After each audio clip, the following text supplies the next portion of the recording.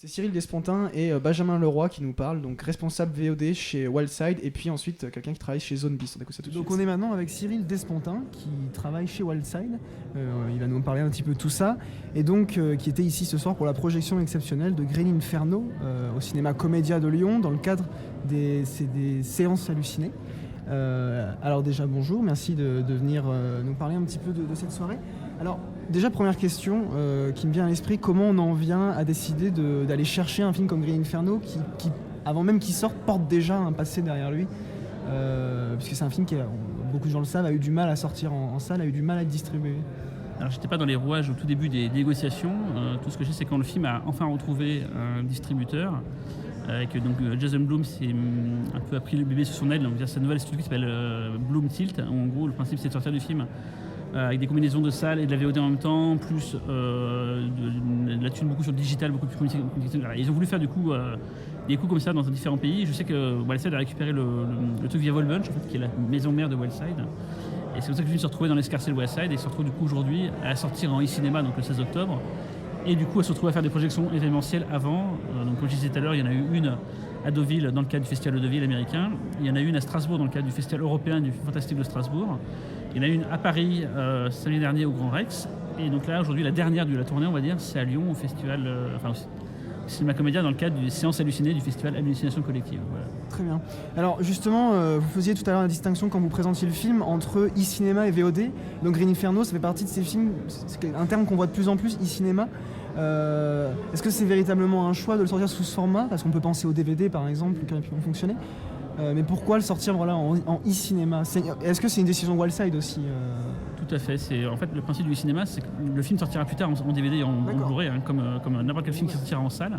Sauf que le sortir en salle, il sort d'une sorte de case intermédiaire qui est en fait de la VOD sur le principe technique, c'est de la VOD, un peu plus cher, mais surtout avec la communication. Parce que ce qui manque dans les films qui sortent en VOD uniquement, c'est qu'il n'y a pas de communication qui sont faites.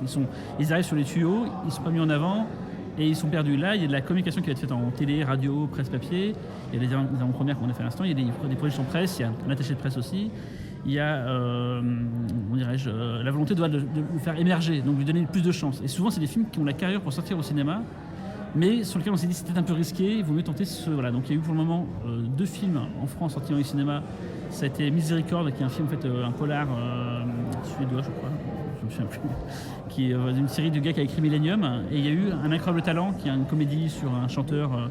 Voilà. Film anglais. Voilà, ça c'est les 2 premiers films en cinéma installés, mais il y a eu un essai qui a été très fructueux l'année dernière, c'était Welcome to New York, le film de Ferrara sur DSK, qui a cartonné en fait, et c'est ça qui a donné l'idée que peut-être le cinéma c'était peut-être un nouveau challenge pour la distribution. Sachant que voilà, Wellbunch sort des films en salle, Wildside sort des films en vidéo, et le cinéma c'est un peu le mix des deux, quoi. C'est la synergie de 2 entités, quoi.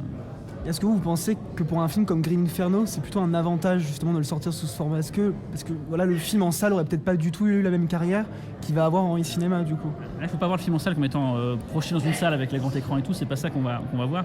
C'est que le film, c'est sorti en salle normale, on va dire. Il y aurait eu peut-être 6 exploitants qui l'auraient fait en France. Il serait passé qu'à 22h le soir et il ne serait pas resté longtemps.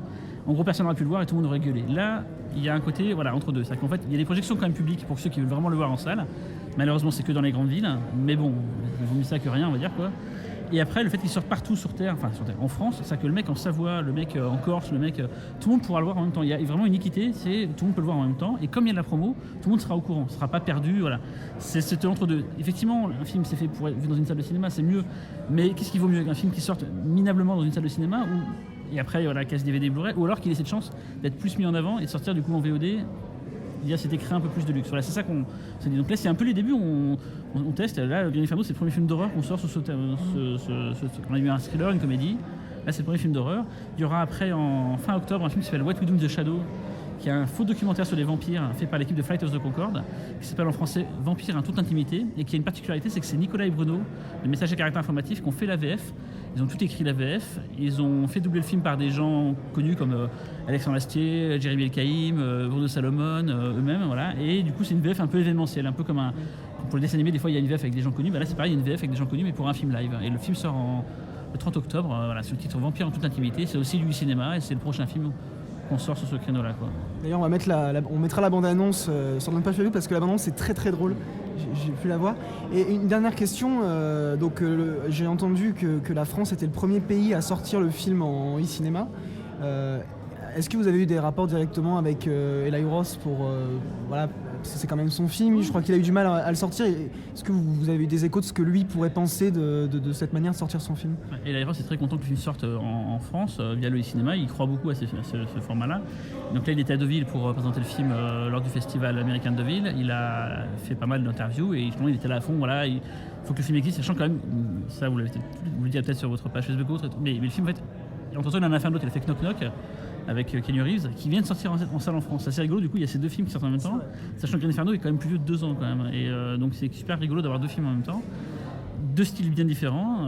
Voilà, donc lui, il est très content que le film sorte. Aux États-Unis, il est sorti, ça a bien marché, et voilà, donc il est assez content de la sortie. Il vaut mieux ça qu'une sortie bazardée ou un quasi d'anima. Il n'y a qu'à voir Rob Zombie, son dernier film, Lord of Salem, sorti en catimini partout, en France, sorti en DVD uniquement, en catimini. Enfin, voilà, c'est la tristesse. Merci beaucoup Cyril Despontin, on espère vous retrouver très bientôt et puis peut-être aussi au PIF, voilà. Paris International Fantastic Film Festival. 17 au 22 novembre, bientôt. Ah, les dates sont prises en tout cas. On a mis les premiers films hier en ligne. Enfin, on n'a pas mis en ligne les films, on a annoncé les premiers films hier du festival. Voilà. Et bien de toute façon on en fera certainement la promo, enfin en tout cas on en parlera très vite. Radio Cactus, vous allez en parler. Merci beaucoup. J'y tiens. En fait, donc nous, Zombie, c'est le nom de notre association qui organise depuis 2008, si je dis pas de bêtises, depuis 2008, le festival Hallucination Collective, donc qui a lieu tous les ans à Pâques. En fait, on se cale toujours sur le week-end de Pâques. Donc là, pour 2016, a priori, ce sera du 22 mars au 28 mars. Et après, tout au long de l'année, on a un peu des déclinaisons du festival, quoi, des échos à ce que vous pouvez trouver au festival. Donc il y a comme ce soir les séances hallucinées. On en fait à peu près une par mois. Et là, en général, c'est des avant-premières qui collent à l'esprit hallucination collective. Et en décembre, on fait, ça va être la 4e édition cette année, on fait ce qu'on appelle la nuit hallucinée. Donc on commence à 19h30, 20h, on finit à 5h du matin. Et là on passe 4 longs métrages, des courts métrages, des montages de bandes annonces, etc. Donc de films assez plutôt, comme vous disiez Cyril tout à l'heure, plutôt drôles, assez barrés, assez autres, quoi. Et donc voilà, toutes les séances se passent ici, au Comédia. Et voilà. Et l'idée, les films qu'on propose, nous, ce qui nous intéresse, c'est d'aller chercher des films un petit peu rares, un petit peu oubliés. En fait, tout ce qui a été laissé un petit peu à l'écart, quoi, de l'histoire un peu officielle du cinéma. Donc là, cette soirée s'inscrit dans le présent, parce que c'est Green Inferno. Ouais, carrément, mais ce qui nous intéresse sur celle-là, c'est que si nous on ne le passe pas, tu peux pas le voir en salle à Lyon, quoi. Donc ça peut, nous on a beaucoup de films assez anciens. On tape beaucoup dans les années 70-80, mais on a aussi des films récents, des avant-premières, des films qui ont 6 mois, 1 an, parce que ça nous intéresse aussi de coller à l'actu, de ne pas être complètement déconnecté. Et puis c'est toujours pareil, c'est des films qui en général, nous si on ne les passe pas, il n'y aura pas d'occasion de les voir. Donc voilà, c'est toujours cette idée. Donc il n'y a pas un genre en particulier, c'est... Par la force des choses, on passe quand même beaucoup. Il y a pas mal de films plutôt dans le genre fantastique.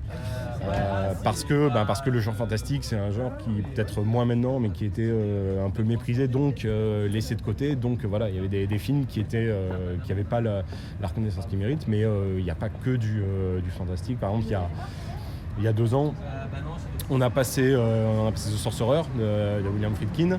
Et voilà, cet été, il est ressorti en grande pompe. Là, il va y avoir le Blu-ray qui va sortir. T'as Première qui sort un numéro spécial sur les chefs-d'œuvre oubliés, et c'est l'exemple type, c'est The Sorcerer. Donc voilà, et The Sorcerer, c'est pas du fantastique, mais c'est un film qui a eu qui méritait une deuxième chance en fait, parce qu'il est sorti, il s'est fait exploser, il est resté une semaine, à l'affiche, il y avait une énorme concurrence, et il s'est fait démonter par les critiques, donc ping. Et depuis, il y avait un DVD pourri qui existait, enfin bref, c'était un film qui était très difficile à voir. Donc nous, d'ailleurs c'est une des meilleures séances qu'on a faites depuis le début du festival. Donc voilà un peu pour vous présenter en gros. De toute façon, les dates sont prises et puis on essaiera de revenir régulièrement. Carrément, quoi, faut pas hésiter. Si on va essayer d'avoir une séance aussi en novembre. Et puis sinon c'est le 12 décembre quoi, pour la nuit hallucinée. Donc voilà, si vous êtes curieux et que vous voulez voir des choses un petit peu différentes, c'est vrai. Des idées où vous avez la possibilité de dire des indices sur les films que vous allez passer ? Non, pour l'instant, on n'annonce pas. Déjà, la prog n'est pas complètement bouclée. Qu'est-ce que je peux vous dire ? Non, je peux rien vous dire. Est-ce qu'on peut espérer un film de Sonotion ? Là, a priori, c'est possible parce qu'il en fait, je sais pas combien il en a fait 6 là depuis un an, donc il pourrait peut-être moyen d'avoir. Non, a priori non, mais des films de Sonotion, on en a beaucoup passé, ouais. C'est pour ça que je demande, c'est parce que je sais que vous avez déjà passé. Ça, c'est exactement le genre de, en tout cas dans ce qui est actuel, dans les films récents, c'est exactement le genre de réalisateur qu'on aime bien parce que il fait vraiment un truc qui est différent. Et pour nous, c'est un peu une aubaine parce que c'est un réalisateur qui a le vent en poupe, donc quand on fait une séance comme ça amène un petit peu de monde, quoi. Après, est-ce qu'on aura... Non, a priori, non. Pas de solution. Il y a aussi pas mal de Mickey en ce moment qui tournent. Ça pourrait être aussi une piste, mais a priori ça va être difficile d'avoir l'un comme l'autre, quoi. Voilà. Et ben toutes les dates sont prises et puis on tient au courant les auditeurs de toute façon pour tous ces rendez-vous. Avec plaisir, merci beaucoup.